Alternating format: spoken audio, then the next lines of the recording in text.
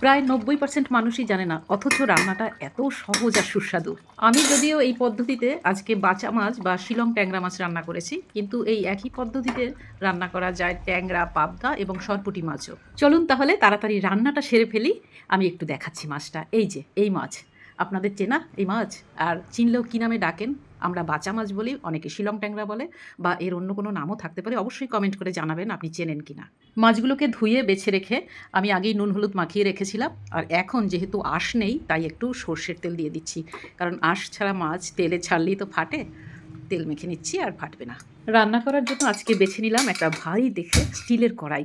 অসম্ভব ভালো এই কড়াইগুলো, একদম ধুতে কোনো কষ্ট হয় না আর সব উঠে যায়। আপনারা চাইলে লিঙ্কে ক্লিক করে দেখতে পারেন, লিঙ্ক দেওয়া রইল। ঢালছি পরিমাণ মতো সর্ষের তেল। যে যাই বলুন, মাছ রান্নার ক্ষেত্রে সর্ষের তেল না হলে কিন্তু জমে না। তেল খুব ভালোভাবে গরম হয়ে গেছে। এখন এই তেলে এই মাছগুলোকে ভেজে নেব, যেইগুলোকে আমি নুন হলুদ আর তেল মাখিয়ে রেখেছিলাম। আমার মতে এই পাবদা, ট্যাংরা বা বাচা মাছ এই ধরনের মাছগুলো বেশি ভেজে ফেললে খেতে অত ভালো হয় না। অনেকে যদিও বেশি ফ্রাই করে নেয়, তারা হয়তো ভালোবাসে। আচ্ছা দর্শক বন্ধু, আপনি কোন পক্ষে, বেশি ভাজার পক্ষে না বিপক্ষে? অবশ্যই কিন্তু কমেন্ট করে জানাবেন। আমার যে সকল বন্ধুরা এখনও এই মাছ খাননি, তারা অবশ্যই একবার খেয়ে দেখবেন। এটার স্বাদের জন্য, এবং শুধু স্বাদ নয়, এটার উপকারিতার জন্য। কারণ এই মাছে রয়েছে উচ্চমানের প্রোটিন, যেটা অন্যান্য মাছে অতটাও নেই। মানে প্রোটিন রয়েছে, এটাই উচ্চমানের রয়েছে। তাছাড়া কি রয়েছে জানেন? আরেকটা রয়েছে, সেটা হচ্ছে ওমেগা-3 ফ্যাটি অ্যাসিড। আর রয়েছে নানা রকমের খনিজ পদার্থ এবং ভিটামিন। বাকি রয়ে গেছে আরও দুটো মাছ। এই মাছ দুটো হতে থাক, আর আমি একটা খুব চমৎকার মশলা বানাবো এই ফাঁকে। এটা খুবই স্বাস্থ্যকর একটা রেসিপি, যে কেউ খেতে পারবে এবং ভীষণ সুস্বাদু। আমি নিয়েছি কাঁচা লঙ্কা, আমার 5টা মাছের জন্য আমি 6টা কাঁচা লঙ্কা নিলাম এখানে।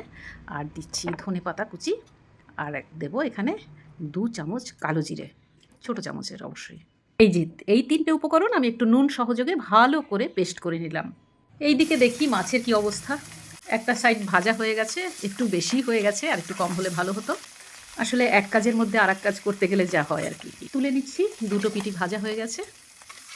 বেশি তেল দিতে চাইছি না। এই যে তেলটা রয়ে গেছে, তার মধ্যে ফোড়নে দিলাম শুধু কালো জিরে।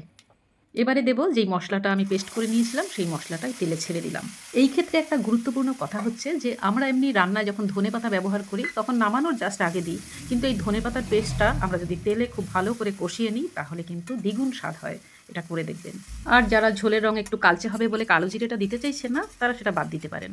মশলাটা কষানো হয়ে গেছে, তেল ছেড়ে দিয়েছে দেখা যাচ্ছে। আমি অ্যাড করে দিচ্ছি জল, ঝোলের জন্য অবশ্যই। এই মাছগুলো এখন খুব কম দেখা যায়, যদিও আমাদের পাটুলির বাজারে মাঝে মধ্যে পাওয়া যায়। আর দাম নিয়েছে 350 টাকা করে কেজি। আপনাদের এলাকায় এই মাছের দাম কেমন? ঝোলের জল ফুটে উঠেছে, আমি এই অবস্থাতে ভেজে রাখা মাছগুলোকে এক এক করে ছেড়ে দিচ্ছি। এই রান্নাটায় কিন্তু সময়ও বাঁচে, খুবই কম সময়ের মধ্যে রান্না হয়ে যায়। এই অবস্থাতে আমি গ্যাসের ফ্লেমটাকে একটু কমিয়ে দিয়েছি। এই রেসিপিটা কিন্তু গরম ভাত এবং ঠান্ডা ভাতেও সমান ভালো লাগে। আর ভাতগুলো একেবারে ডিপ সবুজ হয়ে যায়, দেখতে বেশ ভালো লাগে। দেখতে ভালো হলেই তো একটা ভক্তি আসে খেতে, তাই না? রেসিপিটি আজকে কেমন লাগলো অবশ্যই কমেন্টে জানাবেন, লাইক করবেন, আর ভালো লাগলে বন্ধুদের সাথে শেয়ার করবেন। আর এই রান্নাটা আপনি কখনো করেছেন কিনা সেটাও জানাবেন।